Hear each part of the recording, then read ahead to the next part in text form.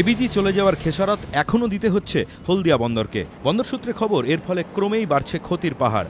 2010-এ হলদিয়া বন্দরের 2 এবং 8 নম্বর বার্থে জাহাজ থেকে পণ্য খালাসের কাজ শুরু করে এবিজি।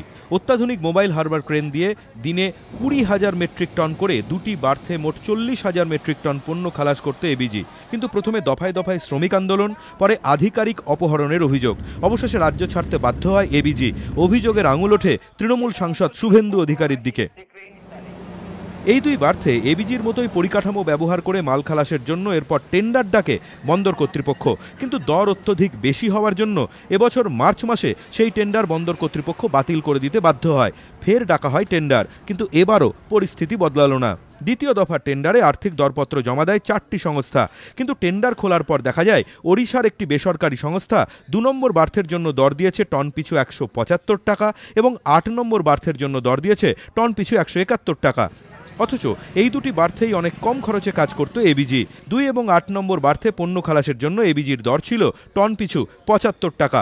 বন্দরে পণ্য ওঠানামার মাসুল ঠিক করার জন্য রয়েছে একটি নিয়ন্ত্রক সংস্থা, যার নাম tariff authority of major ports বা ট্যাম্প। ট্যাম্পের বেঁধে দেওয়া দর অনুযায়ী 2 এবং 8 নম্বর বার্থে পণ্য ওঠানামার জন্য বন্দর কর্তৃপক্ষ আমদানি রফতানি সংস্থার কাছ থেকে সর্বোচ্চ 227 টাকা আদায় করতে পারে।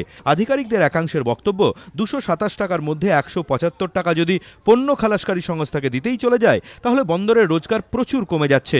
এই দর স্বাভাবিকের থেকে অনেক বেশি। কিন্তু কেন বেশি দর দিতে বাধ্য হচ্ছে সংস্থাগুলি? আধিকারিকদের একাংশের অভিযোগ, হলদিয়ায় কাজ করতে হলে এখন প্রভাবশালী এক রাজনৈতিক নেতা এবং তার সাঙ্গপাঙ্গদের তুষ্ট করতে হচ্ছে। এছাড়াও তাদের চাপে পড়েই প্রয়োজনের অতিরিক্ত শ্রমিক নিয়োগ করতে বাধ্য হচ্ছে পণ্য খালাসকারী সংস্থাগুলি। সব মিলিয়ে যার খরচ টন প্রতি প্রায় 40 থেকে 50 টাকা। এই বাড়তি খরচ ধরেই দর দিচ্ছে সংস্থাগুলি। 2 এবং 8 নম্বর বার্থ থেকে এবিজি চলে যাবার পর প্রতি মাসে বন্দর কর্তৃপক্ষের প্রায় 15 কোটি টাকা ক্ষতি হচ্ছে। ইতিমধ্যেই ক্ষতির বহর 100 কোটি টাকা ছুঁয়েছে। পরিস্থিতি যা, অদূর ভবিষ্যতে এই ক্ষতির হাত থেকে পরিত্রাণ পাওয়ার কোনো উপায়ও বন্দর কর্তৃপক্ষ দেখছে না। ধ্রুবজ্যোতি প্রামাণিক, এবিপি আনন্দ, কলকাতা।